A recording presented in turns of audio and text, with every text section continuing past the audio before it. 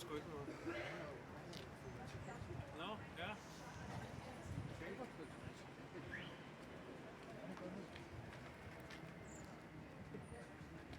Der er masser af modeltog og alt muligt. Ja, det er det. Du har simpelthen så meget hurtigt. Ja, men nu er det her. Nu skal jeg til samtidig have næste weekend igen. Så jeg tænker mig, at næste måned kan komme ned og lige weekenden lige og lidt op og kigge tingene, ikke? Ja, ja. Så vi kan kigge på det, ikke? Ja, ja. Men jeg kan sælge det jo, ikke? Og så kan vi jo måske købe et DB. Jeg har jo snakket om, at vi skulle måske have et ordentligt lokativ. Ja. Og hvad hedder det? Emil har jo også gået og ryddet rigtig godt op i noget forskelligt og sorteret lidt i noget af det også, ikke? Så nå, der kommer der sgu.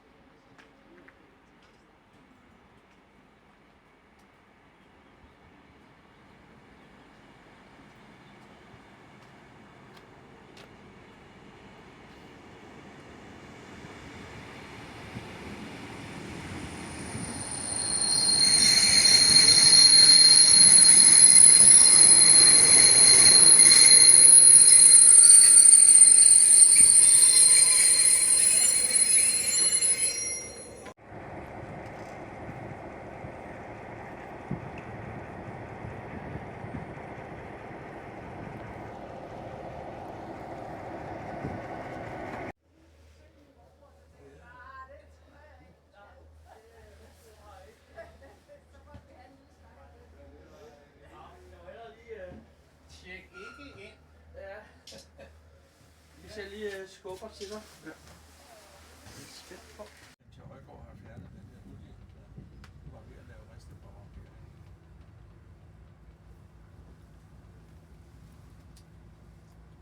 Nu vil jeg. Kan du ikke komme på?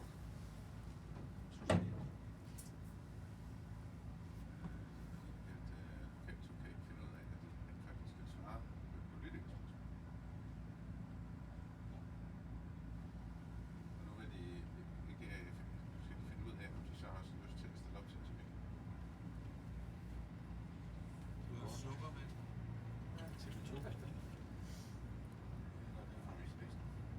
Det er jo det der, når de har lagt så meget fat ned. Sukker med. Nå ja, så er det opløs. Ja, ja, de har jo selv spillet ud. Jeg læste den der lange. Jeg synes, det er problematisk. Det der med, at bestyrelsen har fået et brev. Eller er du købe over det? Den der dog kan stille nogle dumme spørgsmål til. Det er et bekymringsbrev. Der er refereret i Frederiksbergs i går. Nå ja, men så kan du ikke sige, at du ikke har været vidne om, at der er problemer. Nej. Helt op til fru bestyrelsesformand, som var dengang.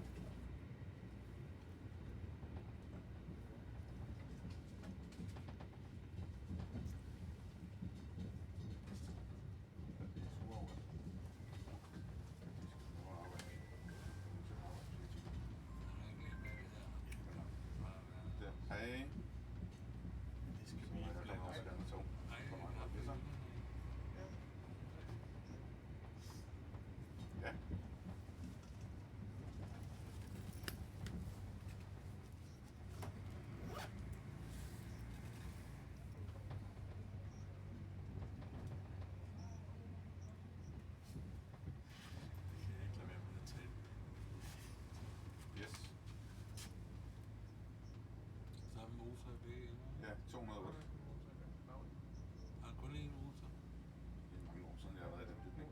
der er 2 motorer i motorvognen.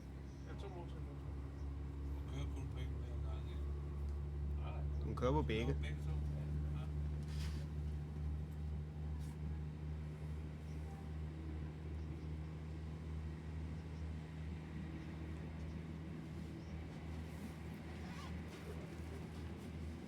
Det er et lydløst tog, hva'? I forhold til, hvad vi er vant til. Ja, ligesom den der BM86 der. Ja, Og hold da op. den kunne larme. Skinbussen er værre. Ja, skinnebussen, den var værre. Især hvis man tager motoren. Du kan bare sætte dig ned Eller i motoren. bæmmeren i stedet for, hvis du er lidt motorlarm. Og nogle vibrationslarmer. Og så er der lidt mere. Ja, Ja. Måske den støjsvage. ja. Det er styrevogn. Ja, det er det jo. Ja.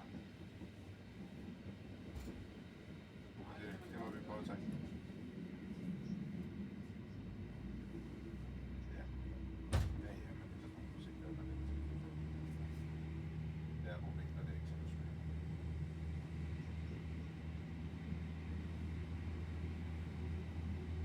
Godt.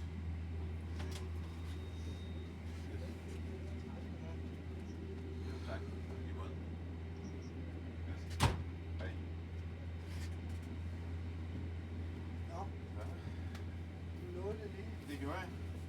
Der var, men jeg kunne forstå, at afgangen før også havde været aflyst. Og Og den kører der rigtig godt for den i dag. det gjorde den også i går aftes. Det er jo først i dag, vi skal have sportsbæring, og skulle have så sidder op. Ja. Da jeg skulle hjem på, så var jeg ikke selv meget. Kranet der. Ja, lige før graden var inde. Så, ja, Så også på de store. det kører jo bare lidt. Der står nok også Lidt svært. Ja. Det er også, jeg ved godt, det er hårdt. Jamen, overhovedet for det er en Der skal model, fra København til Aarhus. Jeg har aldrig set det. Og Odense og Frederik. Ja, men det kan man også undre sig over.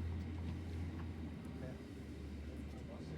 Der er ikke filmet mig ud gennem Det får Bluetooth. roligt. Nej, det var også det, jeg tænker.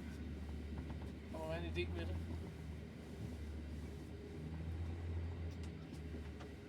Men det hele gik op til sidst. Ja. Men det var først i går aftes kl. 20. Der kom der en radiofilm her. Nå.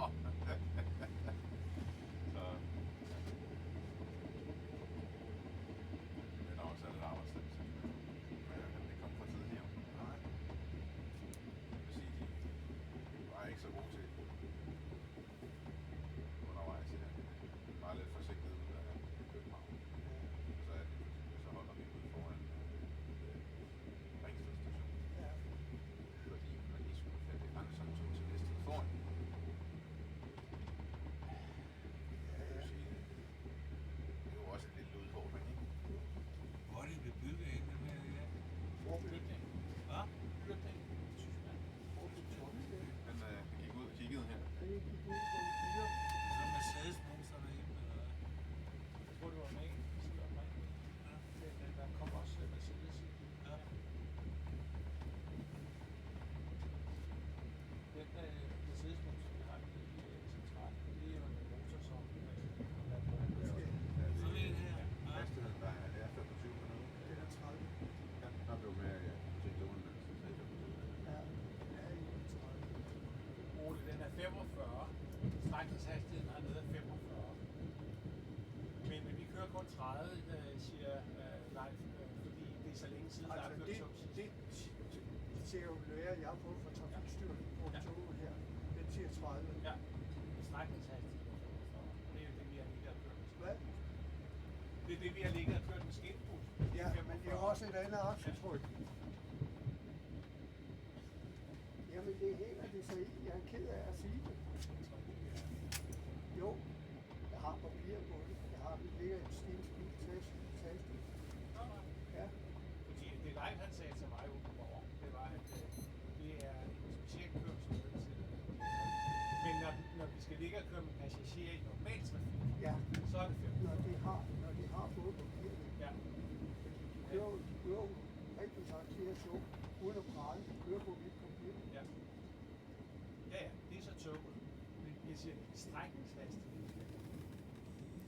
Ja, jamen, toget her Ja. må ikke køre med. Nej, nej, nej.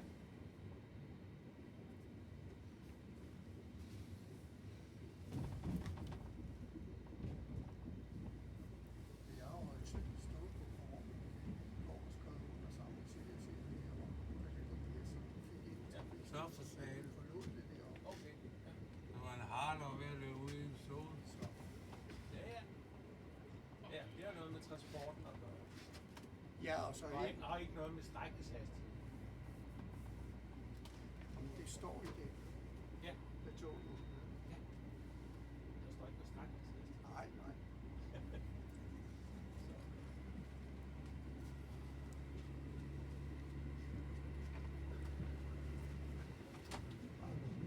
Ja, ja. Det er lidt mindre. Lidt mere plads. Lidt senere. Måske ekstra skal sættes.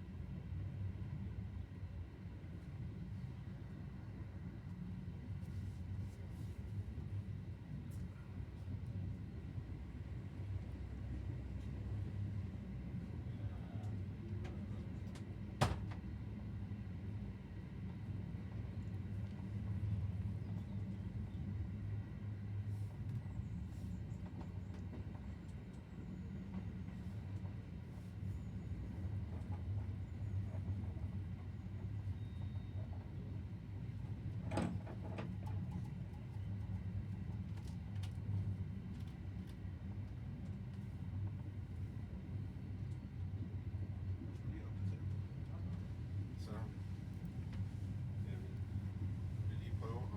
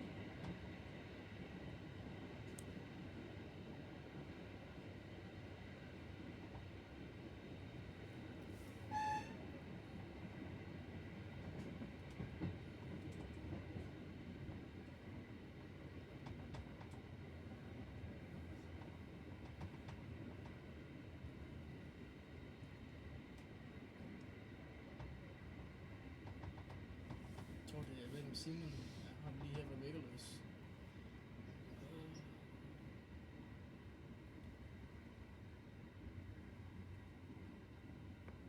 Den suger den hest derhen. Er det noget, man kan se det? Nej. Dets ørerne går helt foran. Så er det suger, så skal jeg ikke noget hen og række en hånd hen til. Så er det til en hæng, så kan man finde på at bide i.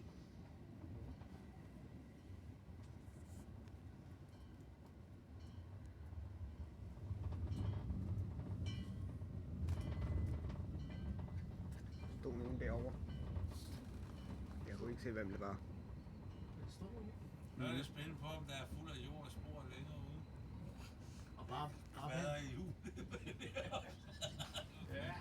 Vi får revlet hjul på den her også. Ja. Nej, altså, det må vi ikke gå. Nej. Hvor lang tid er det nu, den der SM13, den har siddet til revision? Jeg på måske sidste år. Det er jo sgu også Ja, nu. det tog nu. Hvad, udover det der revne der, hvad er problemet? Er der mange reservedele, eller? Problemet var, da vi fik pillet hjulet af, så kunne vi se, at loben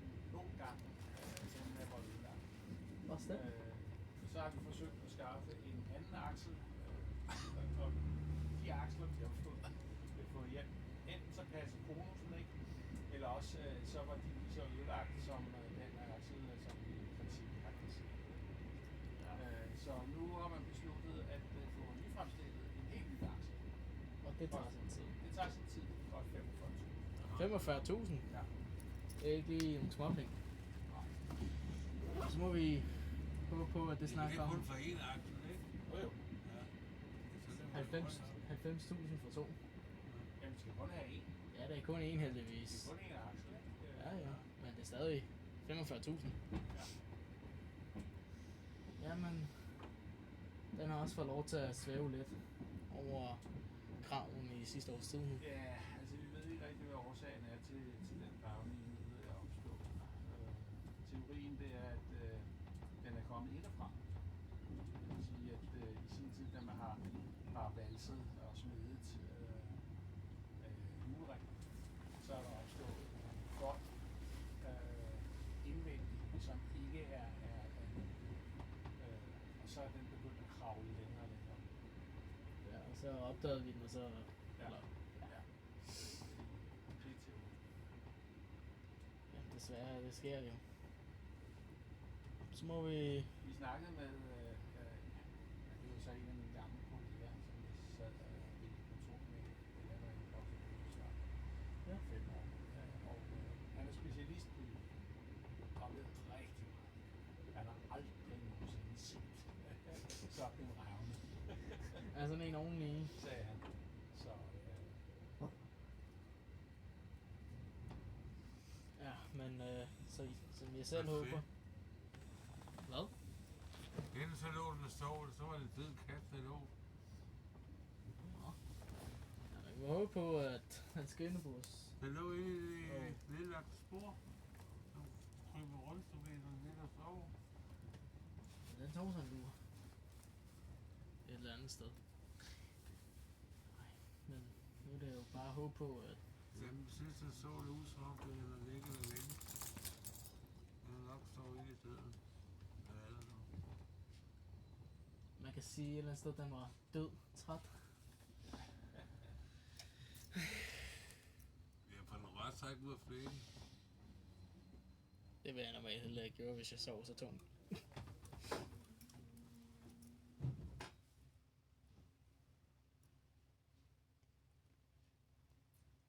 Ej, du står selv bare ofte hele tiden.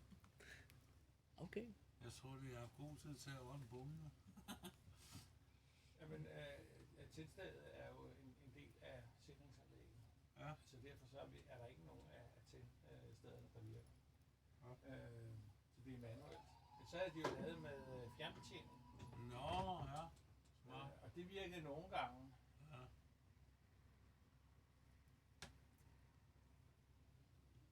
Ja, det kan jeg godt huske, den der fjernbetjening. Ja. Men så kan jeg også huske, at halvdelen af tiden, eller sidst på tiden, der gad den bare ikke at samarbejde. Det skete, da mig og Jakob, vi kørte til 86'eren tilbage. Vi prøvede at bruge fjernbetjening, det gad den ikke. Så vi bliver nødt til at kigge ud og manuelt starte det.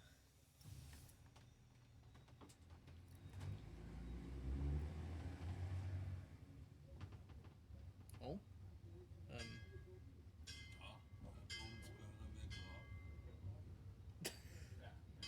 det er så på grund af rust på skinnerne, ikke? Og så gentænder den jo i det øjeblik, hvor den konstaterer, nej, nu holder der noget i overkørslen. Jeg glemmer aldrig ikke engang at køre rundt i husen, og jeg har ikke kørt der i flere år. oh, Og inde ved Østerport til den der, er det ikke den første overkørsel? Nordhavn. Ja. Så gik bommen af halv ned. Så sprang pærerne i blinkpærerne. Altså, det kan jeg godt huske, du fortalte mig. Ja. Og det er bare sådan... Og da vi kom tilbage igen, for var bomben der stadigvæk hernede, der gik der nogen og reparerede. Men så dagen efter, så havde de på det ordnet. Jeg kan bare forestille mig, at der holder ved overkørslen. Og Den ellers går sagde nu. de bomber har ikke været nede over 100 år. Jamen, Ja, vi har kørt der jævnligt derinde. Ja, men der var åbenbart gå overgang i det et eller andet. Ja. Og det, Kom med overbelastning på. jamen jeg kan forestille mig godt, hvor sjovt det er for ham bilisten, der har holdt der, og så set, brunkersen er i gang, jeg holder stille. Ja, Og der så sprang en springer pære. Ja. Jamen, man ved ikke, han vil nok have tænkt, nå, der sprang en pære. Men så kan han sige til sig selv, jamen, så har jeg set det i dag. Det er farligt, de overskæring, selv dem, der ikke har en bum på. Ja, dem der ikke har bum. Jeg har prøvet med min far, vi holdt en gang, så siger min far, fanden blinker det der eller noget? Og det sagde ikke dinge eller dinge eller noget. Så skulle vi til at køre over, så kom der et tog forbi. Ja, Men det var først, da vi kørte henover i, var helt op foran listen på stilen for at se. Så kørte vi ind og holdt ved siden af, så kom der et tog igen, så gik vi over for at se. Der kunne lige solen stå lige ind på, så kunne du ikke se pæren faktisk blinke. det var også, hvad jeg har hørt, så har det nok også været tilfældet derovre ved Sønderjylland, i den der ulykke der. Ja, Solen står lige ind på, kan du ikke se det? og man kan jo ikke se noget som helst. Ja, tur.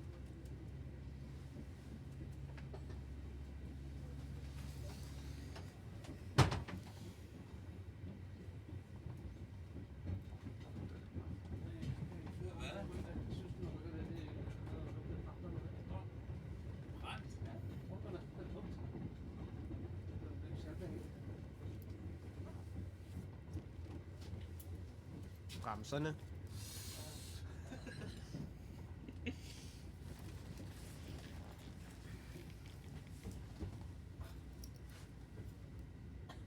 Det er jo nok bremserne, det er diesel. Men brænder dårligt af, så i hvert fald. Men jeg synes, der er sådan ryger i, de ryger i papiret dernede. Jamen det håber jeg ikke, den havde lige været til et lille check-up, Ja. inden, da jeg får at vide. Det er lige et sidste sted på værkstedet. De sagde jo, at de ville have den i fuld køreklar stand, inden de sendte den herned. Som en sagde, det sidste service.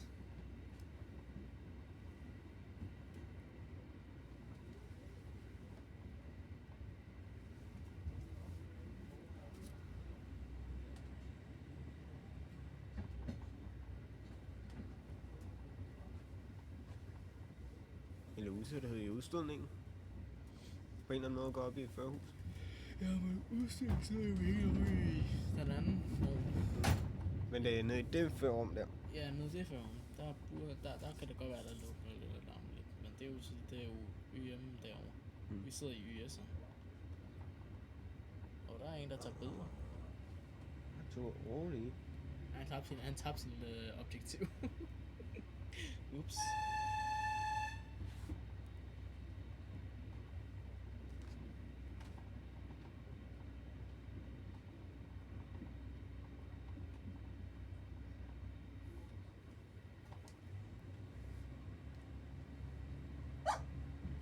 Hvad er der, Arthur? Ja. Jamen, far, man skal køre tog. Det ved du godt.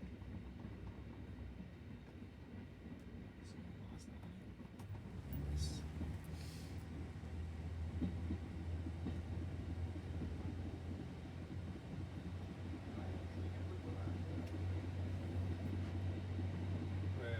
Rejskortet, ja. Ja, den kan jeg se der.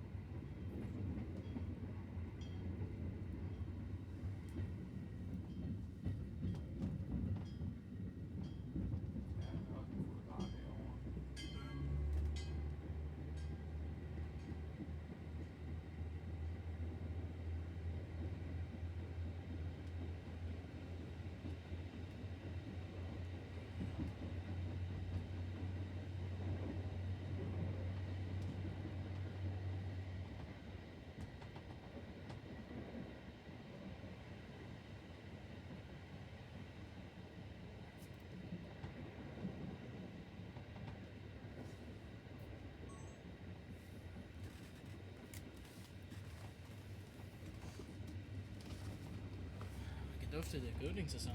Mm.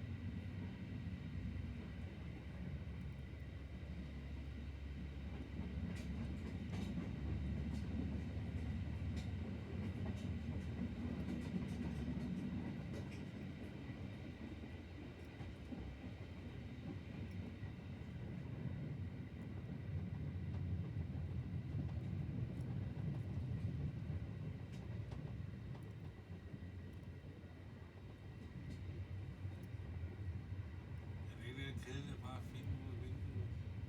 Ved du hvad, det første par år, jeg var i klubben også, jeg filmede også bare løs ind. Og ved du hvad, når jeg kigger på, nu er det i dag. Hold da kæft, hvor kedeligt det lort at glo på. Det er bare det samme, mand. Så sidder en kulvogn for, hvad er det, fra Rungsted af til Østerport. Bagenden af filmen, bare en kulvogn, jeg kigger på. Jeg er lidt overrasket over, at han tager stadig altså et stykke bil. Du ser selvfølgelig, du kører, ikke? Men altså, jeg kan godt se lige i starten, med alt sådan lidt togtosset, det hele det skal være filmet, så det er enormt spændende, ikke? Det er meget det, når du går nogle år, så kan man godt se det der det. Men man tænker så... Så er der der gider sig at gå på, fordi det er for ensform. Ja, Emil, skal vi sætte os ned i motorvognen? du har lyst til at sætte dig ned i motorvognen. Der er fuld af røg dernede, det er bare at se ved det. Det er en motor. Vi kan bare åbne et vindue. Ja, men Og der kan vinduet nok også uden åbnes kul i ved. det. Ja. Skal vi bevæge os? Tror du godt, at Arthur? Nu kører de. Mm. Skal jeg have telefonen? Nå. Ligger der.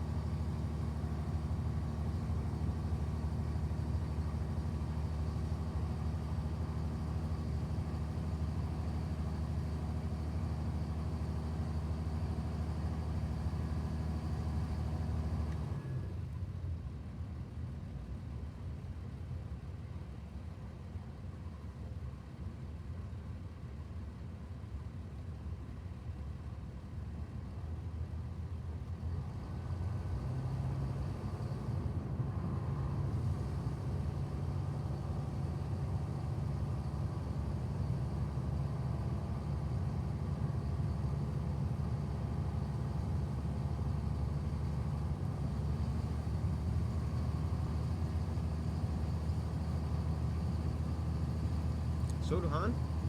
Jeg så det godt. Men jeg skulle lige lægge et opslag op. Den der selfie der. Mm. Det er et godt billede, du har taget. Det kan vi godt finde ud af.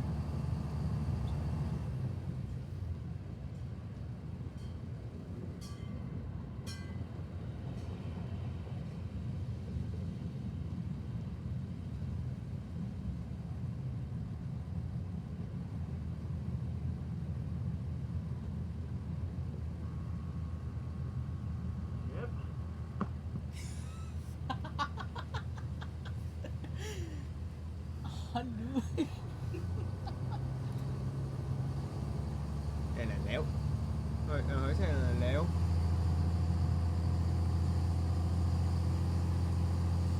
Jamen, jeg ved, hvad det første, jeg skal sige til ham, når vi ankommer i Gæsset. Jeps.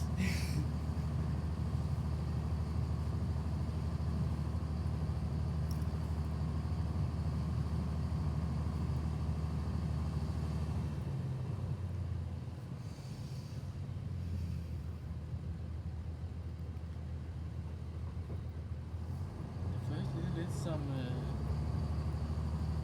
Tønder Nibel lidt andet sted. Altså udover at den her har ikke de der laskespor der. Det er fordi der var på en bane, der var det bare sådan her, man sad i toget sådan her. Kadum. Ja, der er nogle steder. Ja, nogle steder på den gamle bane, ikke? Men de må ikke køre sådan meget mere end de der 45-50 stykker, jeg ved ikke. Det er ikke så hurtigt, de kører. Men der er nogle steder her også med lasker. Ja, det er lige her i Fiskebæk er der nogen, og så er der nogen over i Gæsset, der er der også nogen. Ja, så nede mellem Fiskebæk og Gæsser mener jeg også, der er. Ja, nogle steder. Det plejer for det meste at være ved overkørslen eller ved kurverne.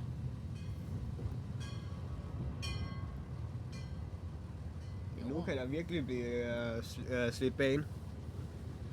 Ja, det siger du ikke. Hvor meget vejede den der BM86 nu? Nu undrede jeg mig lidt, fordi skinnebussen vejede 14 tons. BM86 den vejede et ordentligt stykke mere, var det ikke? Man kunne også se det på her på første tur. Man kunne ja, se rusten. Man kunne Den var væk. Hvis man kigger i forruden, tager et pejlemærke, og ser der er masser af rust, så bare løber ned i det andet førerrum. Så kunne man se pejlemærket. Bum. Så var der ikke rigtig noget. Der var lidt, men ikke lige så meget. Med skinbussen, der var det på sidste tur på sidste køredag, det var væk.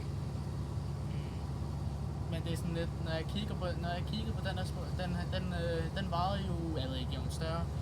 Og jeg ved det ikke, jeg tror det var, jeg fik det. Det er fordi, jeg kan altså måle det. Så Der har vi, cafévognen også. jamen der har vi P812, og så har vi den der cafévogn, ja. Det er lidt synd, den der vogn skal sidde derude, og hvor sammen med mos. Så jeg ved godt, det er fordi, der ikke er plads, men stadigvæk ikke. P-vognen, den er også sådan lidt. Hvorfor? Men den er, det er jo selvfølgelig, fordi det er dansk jernbanehistorie. Der er ikke særlig mange P-vogne tilbage i hvert fald. Der var 15, og jeg er ret sikker på, at der kun er 2-3 stykker tilbage. Snart. Jeg ved ikke, hvad vi gør med den her Græsted. Den der blev flyttet hernede fra. Jeg ved ikke, hvad der bliver gjort med den. Om den bliver skrottet, eller hvad der sker med den. Indtil videre bliver den gemt, fordi der ligger reservedele til BM86 i.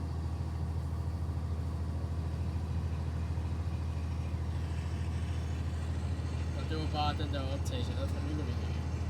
Jeg prøver lige at gøre det her og prøve at få lyset på telefonen.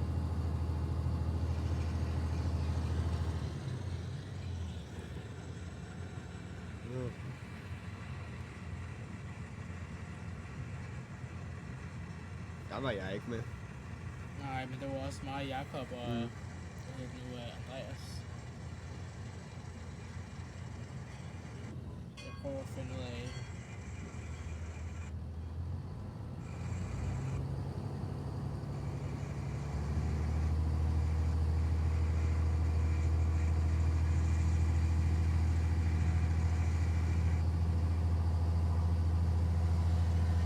Jeg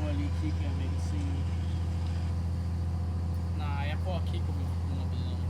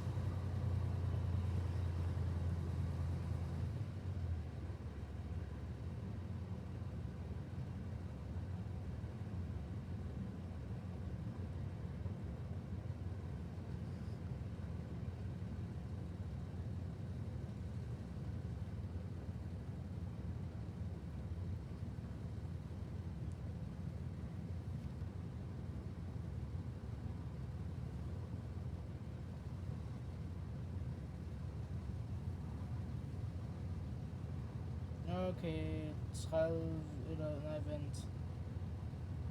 30, jeg ved ikke, nej, det må ikke være 30, det må være mere. 30 tons. Jeg vil gætte på mellem 30 til 40 tons varet, den her.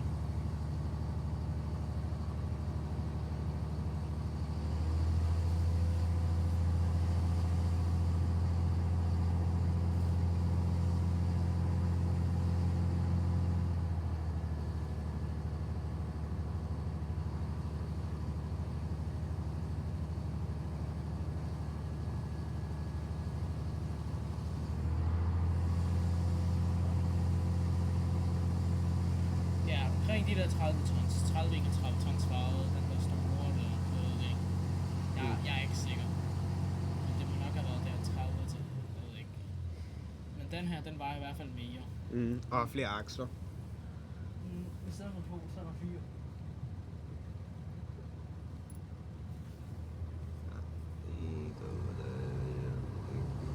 Der er 8 aksler i alt på hele sættet her. Ja, når jeg selve akslen ned, ja. Der var 4 på den ene, den har 8. M86 og SM13 har 4.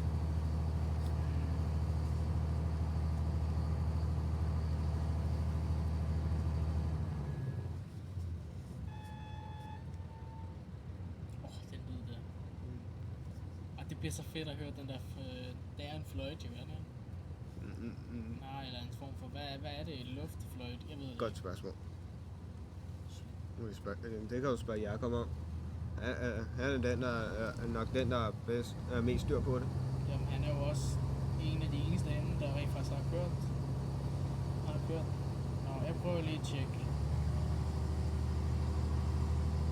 Ja, 27 tons alene for den ene. Og det er motorvognen. Og så selve den anden, det er 27 plus 27. Jeg ved ikke, fordi motoren var jo også lidt. Så jeg vil nok gætte på 50. Ja, vent lidt, nej. Hvis vi 54. Det er fordi, vi skal tænke på, lad os bare tage et halvt ton væk fra stripper. Så det, hvis vi tager 25 plus 25. Så 53,5 tons. Ja, så den vejer stort set 53 tons. 54, hvis man runder. Fordi når det er en halv, så runder man op. Ja, man plejer at runde op. Så det er 54 tons, den vejer.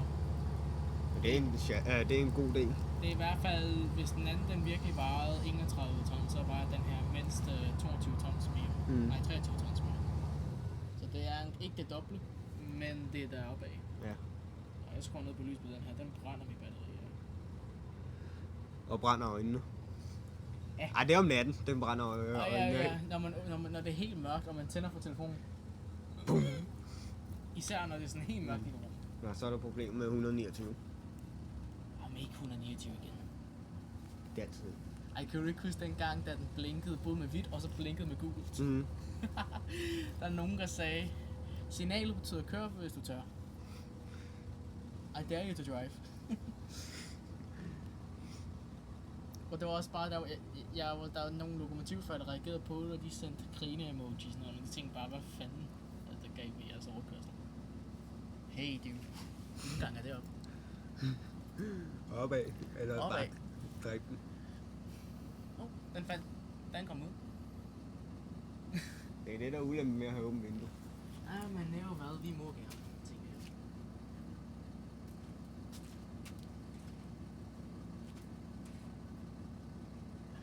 Folk, der står klar derovre.